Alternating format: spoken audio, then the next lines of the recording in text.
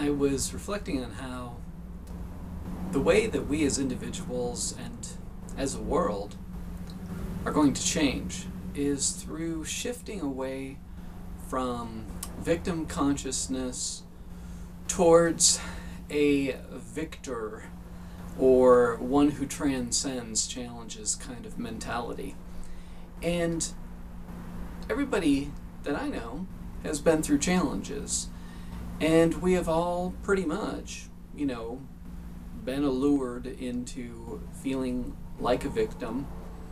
And it's normal to feel victimized if we've been through some kind of trauma or assault or, betrayal or whatever. But the trick is not staying in that way of thinking.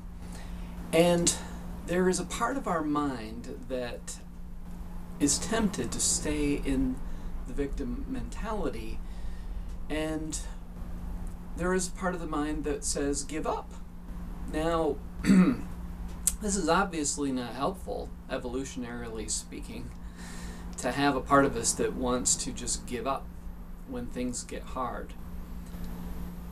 But the reason I believe that there can be a temptation to stay stuck, at least one of the reasons, can be receiving sympathy.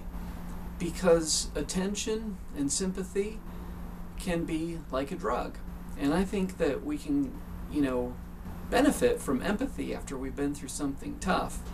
But if that empathy turns into long-term sympathy, then we start to identify with the sympathy as the way that we get attention, which may feel like love, it's not really love, and it can keep us stuck in a feeling of this is too much, And if you take enough individuals, millions of individuals, maybe billions, that feel victimized by life, then you have a planet that is going to be manifesting catastrophes and problems in an ongoing en masse way, because there is a magnetic pole between the victim consciousness and the event that victimizes. So it's not an easy solution, but I believe the way we have to shift is individually, one by one, reclaim our lives and take back our empowerment from whatever sources we gave away our power to. Because no matter what we've been through, we can change that. But it takes commitment, it takes not giving up, it takes focusing on the positive and setting boundaries and attracting positive experiences through focusing upon those and through self-love. Tell yourself in the mirror that you love yourself. There's no shame in loving yourself, because if you're not comfortable with that, how can anyone else be comfortable with that? So to shift the world, I don't think it's going to take some messiah or some inspirational, charismatic world leader. It's going to take individual people, day by day, shifting their focus away from identifying with the things that have gone wrong in their life to a focus upon what do they want to create that's positive. And that takes work, but I think that's part of, the human challenge, is to work towards becoming our true selves, even when there's a part of us that feels it would be easy to surrender and identify with being a victim and be a poor me and say, oh, this has happened and that has happened. And it truly is sad, that people have been through various things. But the trick is to just not stay stuck and to move out of that stuckness. We have to grieve. And so many different people have theories about how to get out of your pain. I think it's really time-tested to look at the grief model that talks about denial and anger, bargaining, depression, and then finally getting to acceptance. Denial and bargaining just kind of happen. They're psychological defense mechanisms that relate to resisting what is, fighting against what is.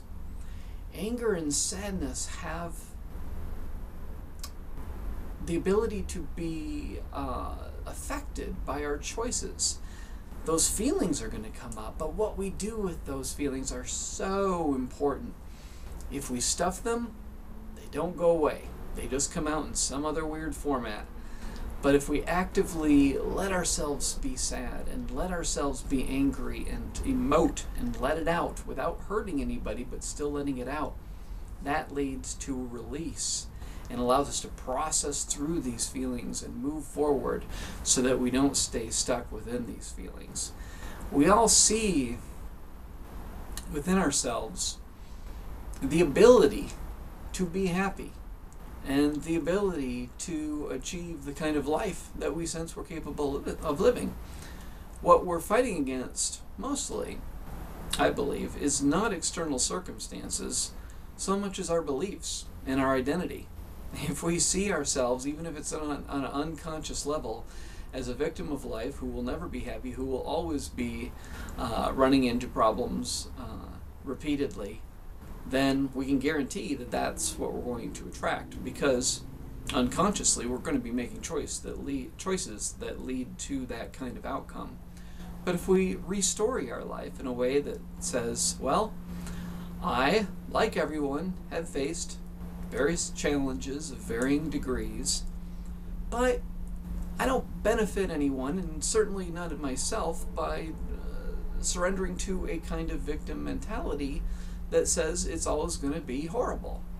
So I'm going to do things differently. I'm going to learn from my past. I'm going to make choices interpersonally and personally that are more self-nurturing. And I'm going to continue to move towards what my goals are, whatever they are. You know, a happy relationship, happy work, a peaceful mind, whatever it is we denote as worthy of our energy. And also not get caught up in cultural roles, societal roles of what is important.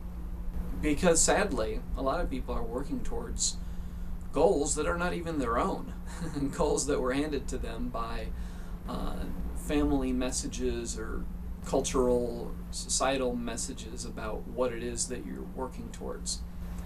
And sooner or later, you either get sick or die or question what you've been handed and begin to write your own story.